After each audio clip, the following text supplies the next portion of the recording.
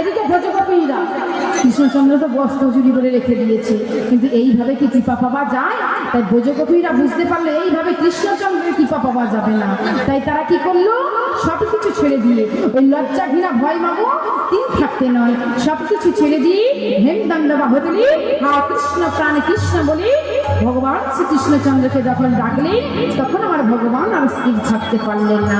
তখন একে একে ওই ব্রজগোপীদের বস্ত্রগুলোকে দিয়ে দিলেন। এই না, এই বস্ত্রটি কার গো? বস্ত্রটি কার? এটা কার? ললিতা। তোমার? এই এটা কার গো? বিশাখা। এটা ইন্দুরেখা। এটা কার? ওমা,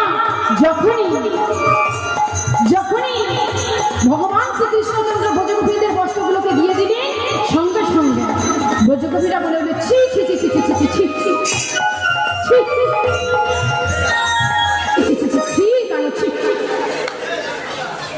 এত পরীক্ষা করে তোমার সাজ উঠলো না? শেষ পর্যন্ত আমাদের বস্ত্র চুরি করে তুমি পরীক্ষা করতে নেই, আমরা তোমার কিনা ছি ছি ছি ছি ছি, এত পরীক্ষা করেও সাজ উঠলো না। আরে তুমি কি ভেবেছো আমরা তোমাকে পাওয়ার জন্য এই বৃন্দাবনে ব্রজগোপীর বেশটা ধারণ করে আছি? আরে তুমি কি ভেবেছো আমরা তোমাকে পাওয়ার জন্য এই বৃন্দাবনের মাটিতে জন্ম নিয়েছি? না না, আমরা তোমাকে পাওয়ার জন্য আসি নাই। ও, তোমরা আমাকে পাওয়ার জন্য আসো নাই, তবে কাকে পাওয়ার জন্য এসেছো? কেন? আমি মুরলি বাজালি, সকাল নাই, সন্ধ্যা নেই, দুপুর নাই, রাত্রি নাই, তোমরা সকলে ওই মুরলির ধ্বনি শুনে আমার কাছে ছুটে আসো। বলো বলো কেন? কি হলো? তোমরা চুপ করে আছো কেন সবাই? বলো কেন আসো মুরলির ধ্বনি শুনে? বধূ, আমরা কেন আসি জানো? আমরা ভুলিনি তুমি আমরা সুরকে বধ করেছো, আমরা ভুলিনি তুমি কালিয়া নামে দমন করেছো, আমরা ভুলিনি তুমি কনিষ্ঠ আমলে গিরি গোবর্ধন ধারণ করেছো, কিন্তু বধূ আমরা তোমাকে পাওয়ার জন্য আসি নাই। তোমার মধ্যে যিনি এই একটি কনিষ্ঠ আমলে একটি গিরি গোবর্ধন ধারণ করে রাখতে পারবে, আমরা তাকে পাওয়ার জন্য আসি নাই। তোমার মধ্যে যিনি এই একটি কনিষ্ঠ আমলে গোটা ত্রিভুবনকে ধারণ করে রাখতে পারবে, আমরা তাকে পাওয়ার জন্য এসেছি। পারো তুমি সেই পরম পুরুষকে? পারবো, কিন্তু একটা জায়গায় একটা বাধা আছে। বলো বধূ, কি বাধা? সেই বাধাকে আমরা অতিক্রম করব। আমরা গোয়ালিনি, আমরা আহিরিনি, আমরা মথুরা হাটে যাই, আমরা বৈদিক ঘর বিক্রয় করি। বলে কি বাধা? বেশ, আজ এই কার্তিক মাস থেকে তোমরা সারা মাস কাত্যায়নী ব্রত শুরু করো। যেদিন তোমরা কাত্যায়নী ব্রত শুরু করে মা কাত্যায়নীর বর পাবে, সেই দিন জানবে তোমাদের মনের বাসনা পূর্ণ হতে চলেছে। ওমা, তাই এই ব্রজগোপীরা একা একা এই সারা মাস ধরে, এই কার্তিক মাস ধরে 1 মাস কাত্যায়নী ব্রত গ্রহণ করলেন। আর আজ হলো সেই কাত্যায়নী ব্রতের শেষে দিন। তাই ব্রজগোপীরা কি করলেন?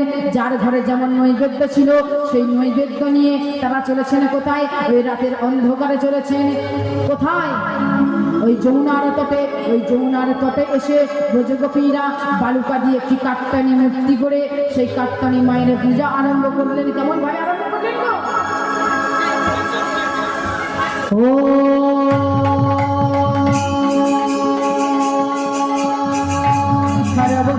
মঙ্গল মঙ্গল শিবে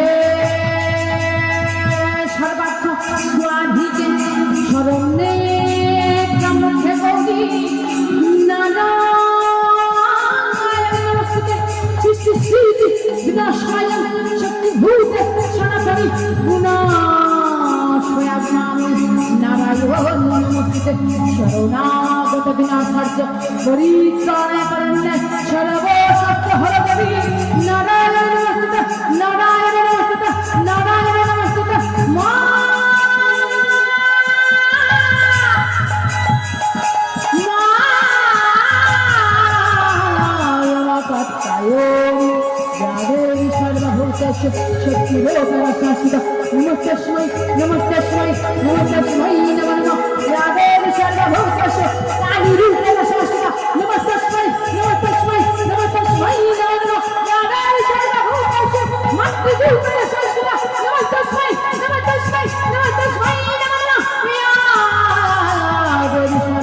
নমস্তস্মি কাত্তায়নী রূপেণ সংস্থিতা নমস্তস্মি নমস্তস্মি নমস্তস্মি নমো নমঃ। জাগো তুমি যা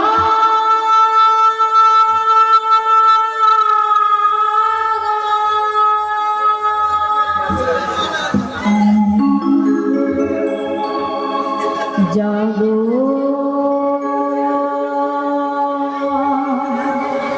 তুমি যা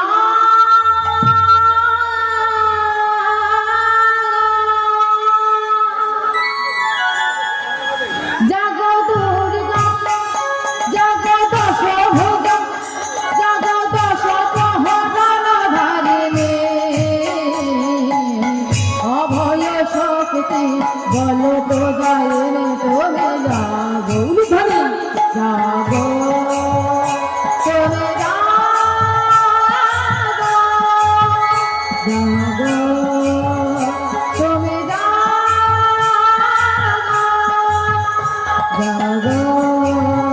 তুমি জাগো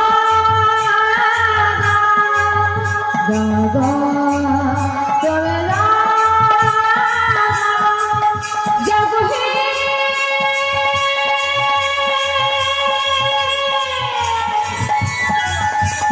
ও কাত্তায়নী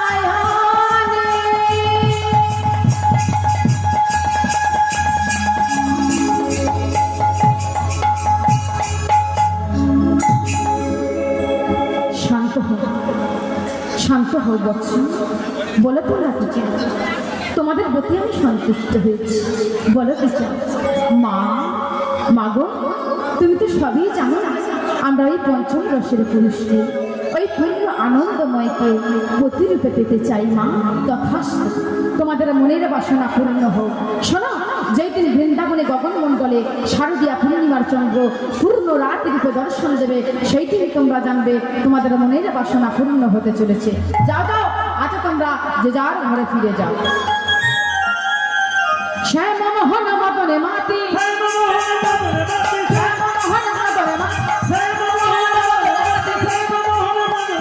মদনে মাতি মদনে মাতি মদন মোহন মদনে মাতি প্রতিশ্রুত হেরত রাতি মদন মোহন মদনে মাতি প্রতিশ্রুত হেরত রাতি